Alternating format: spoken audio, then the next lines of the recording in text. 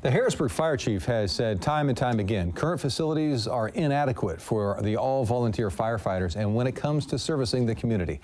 But despite their efforts, the May elections resulted in their third consecutive failed bond measure.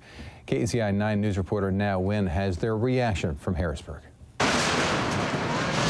Flames ripped through this Harrisburg animal feed manufacturing plant about 2 weeks ago. It was so big that 8 fire departments responded. In the end, one of the buildings was a total loss.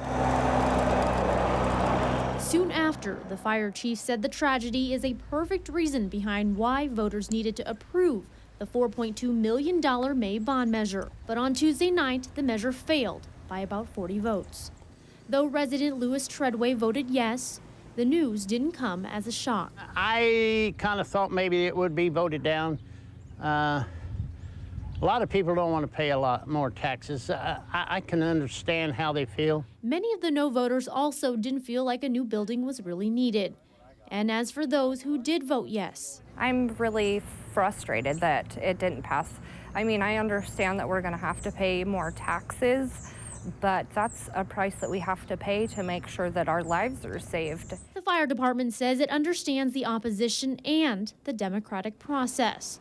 And though it's disappointed in the outcome, it's much more disappointed in the hundreds of registered voters, nearly half, that didn't even bother to turn in their ballots. In a small town like this, it can mean a difference, just a few people. There might be 60 people out there who said, man, I should have voted, but they didn't. And they hope that when this bond measure returns, the city of Harrisburg just recently added 90 acres to the urban growth boundary, so they're anticipating growth. Because it will. It's going to be tough to keep up.